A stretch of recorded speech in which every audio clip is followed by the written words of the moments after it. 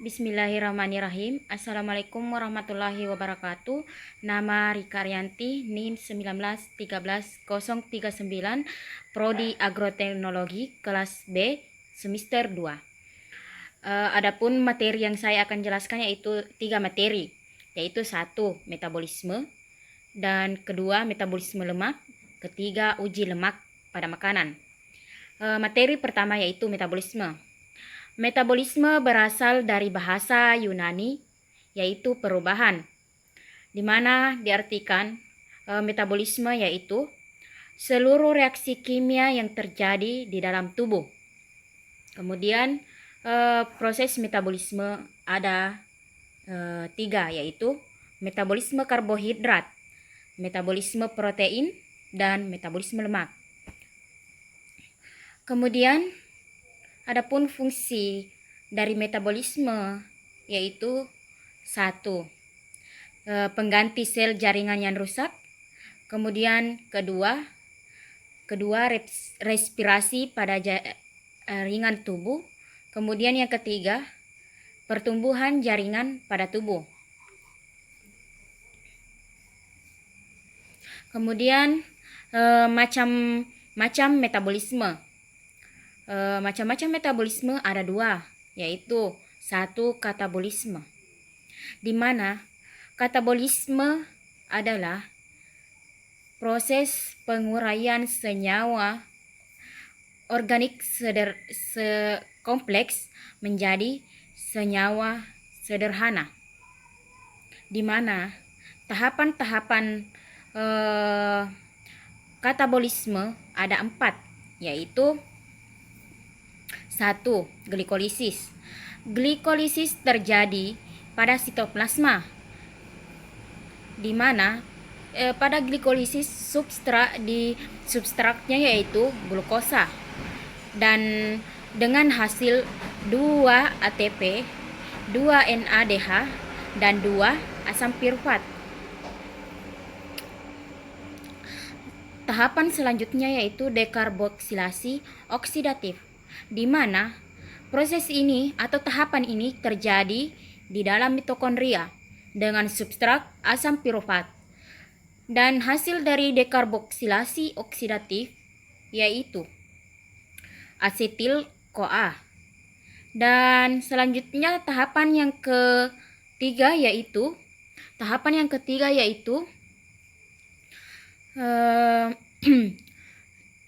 siklus asam sitrat atau biasa dinamakan dengan siklus Krebs, di mana substratnya yaitu NADH ditambah dengan ATP yang menghasilkan 6 ATP, 2 FADH, dan 4 CO2. Kemudian tahapan yang terakhir yaitu transport elektron. Macam-macam metabolisme yang kedua yaitu anabolisme, di mana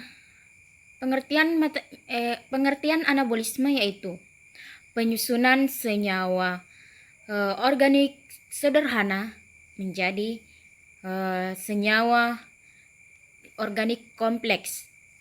Adapun tahapan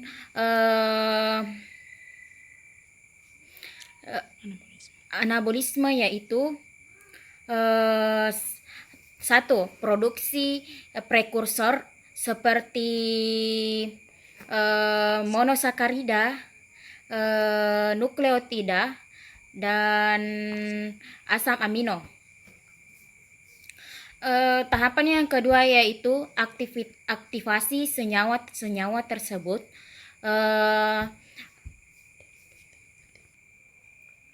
menjadi bentuk reaktif dengan bantuan energi dan ATP.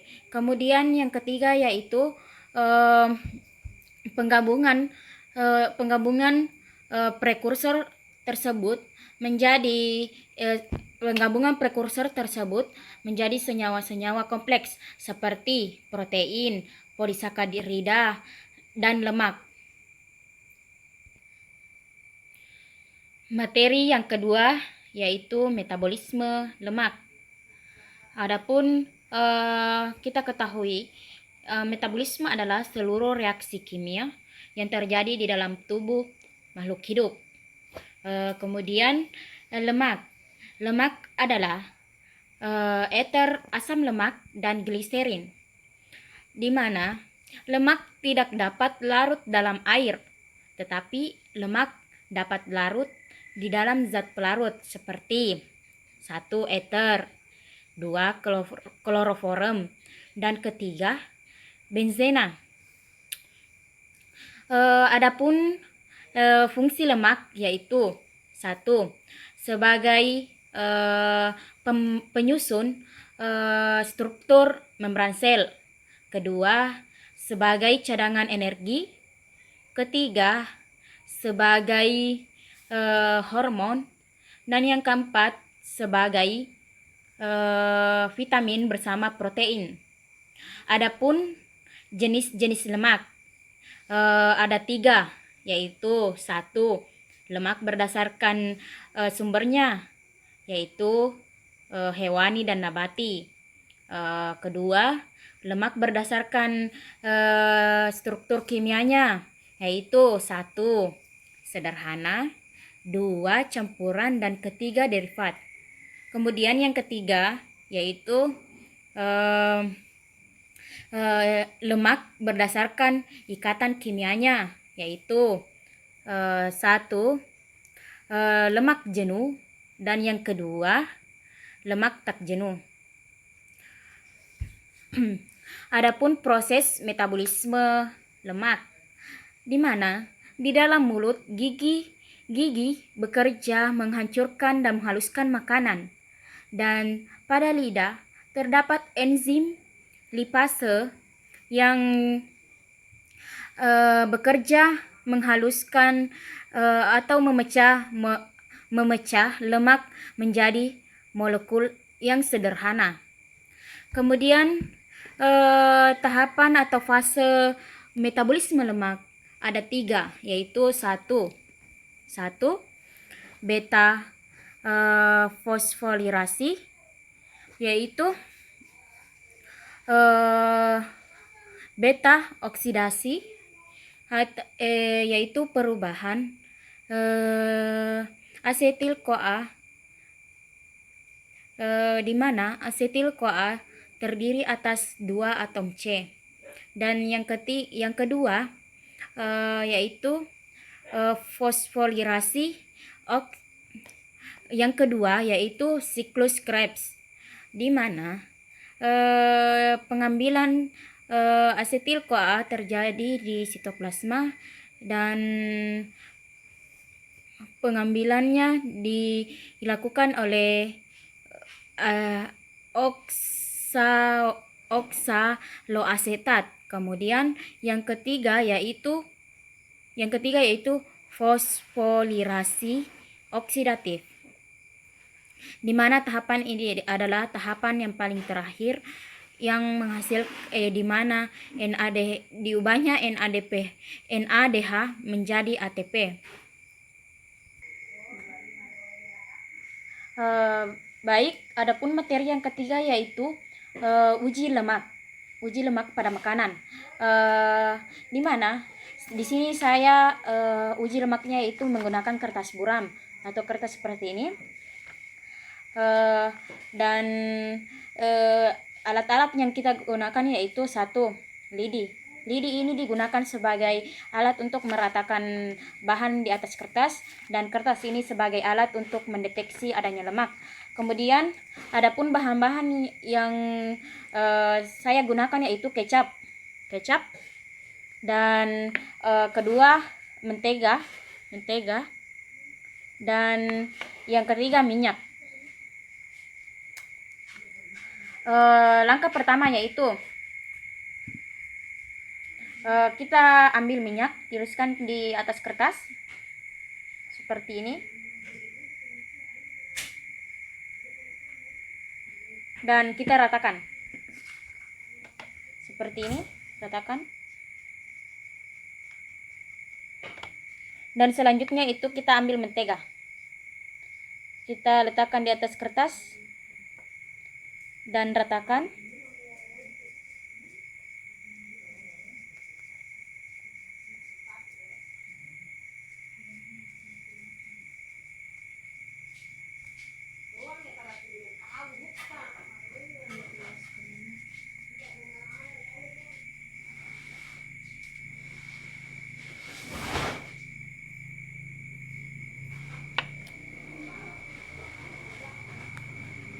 Dan selanjutnya yaitu kecap.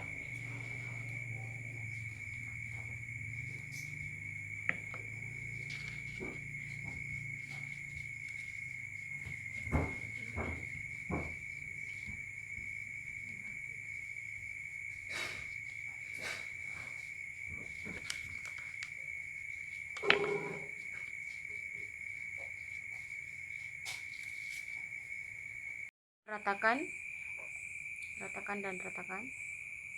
Kemudian kita tunggu selama beberapa menit. Sambil kita tunggu, kita berikan nama. Ini mentega.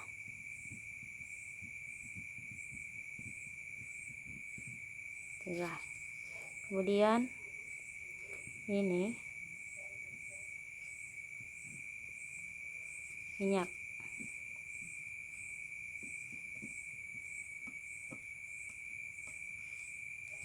Dan ini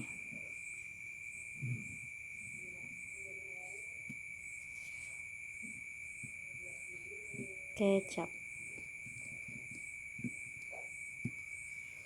Setelah itu kita amati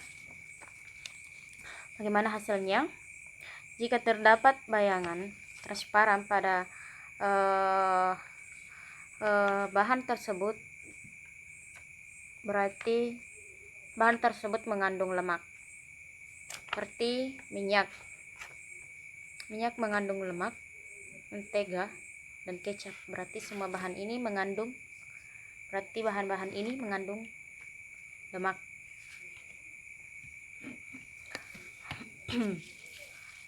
Baik, kesimpulannya yaitu kertas buram digunakan sebagai alat untuk mendeteksi adanya lemak. Dan semua bahan yang saya gunakan di sini mengandung lemak. Baik, itulah penjelasan dari saya dari 3 materi. Semoga penjelasan saya ini bermanfaat. Wabillahi taufiq wal hidayah. Wassalamualaikum warahmatullahi wabarakatuh.